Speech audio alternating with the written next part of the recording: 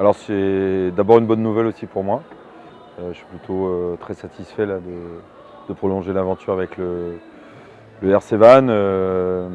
C'était un désir commun d'Olivier et de moi. Il fallait simplement avoir la garantie qu'on était capable de faire encore avancer le club. Quoi l'envie? Et on essaie d'écrire un projet qui nous mènera en juin 2023.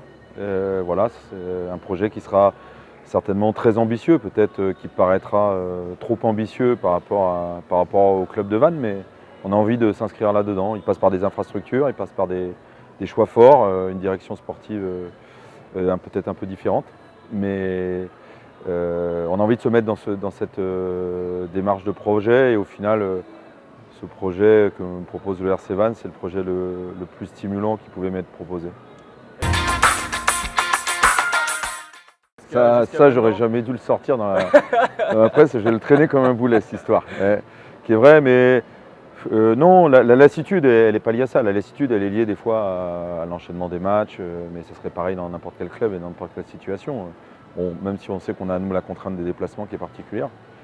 Mais les effectifs changent tellement, le staff aussi est régulièrement modifié. J'ai connu je ne sais pas combien de présidents. Voilà, il y a énormément de mouvements au final. C'est un milieu qui évolue beaucoup, donc au final, il n'y a pas de lassitude et chaque saison est différente. C'est une nouvelle histoire à écrire.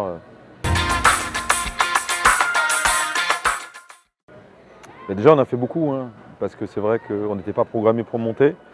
On l'a fait, la fenêtre était étroite, on a pris la bonne fenêtre au bon moment. Mais que des clubs comme le nôtre qui vont monter, il n'y en existera plus. Hein, de Fédéral 1, des clubs qui étaient semi-professionnels, avec des joueurs qui s'entraînaient que le soir. On a su grandir en très peu de temps, on a su se maintenir, on a su vivre un deuxième maintien un peu plus facile et jouer des phases finales l'année dernière. C'est une évolution et le club a évolué, là, la nouvelle tribune. Il y a très peu de clubs de Pro D2 qui sont capables, sur leurs fonds propres, de construire et d'investir autant. Donc ça prouve aussi l'investissement et le courage des dirigeants. Les prochaines étapes, évidemment, c'est un centre d'entraînement, des meilleures conditions de travail qui sont aujourd'hui totalement insuffisantes, on le sait. Appuyer encore sur notre démarche d'entraînement, on en tire enfin les bénéfices, mais c'est logique, ça ne se déclenche pas comme ça d'un coup de baguette magique, il faut du temps, la formation c'est du temps, c'est des jeunes joueurs qu'il faut amener.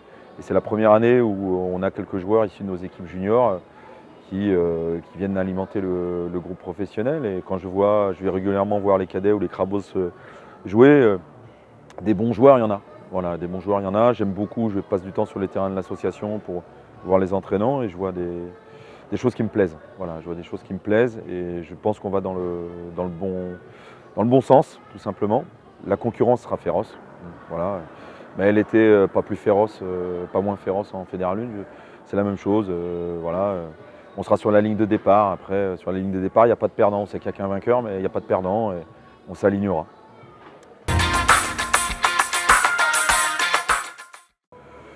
De manière générale, j'ai envie de dire, continuer à soutenir l'équipe, même quand ça ne va pas. C'est vrai que là, on a fini un dernier mois sur les rotules.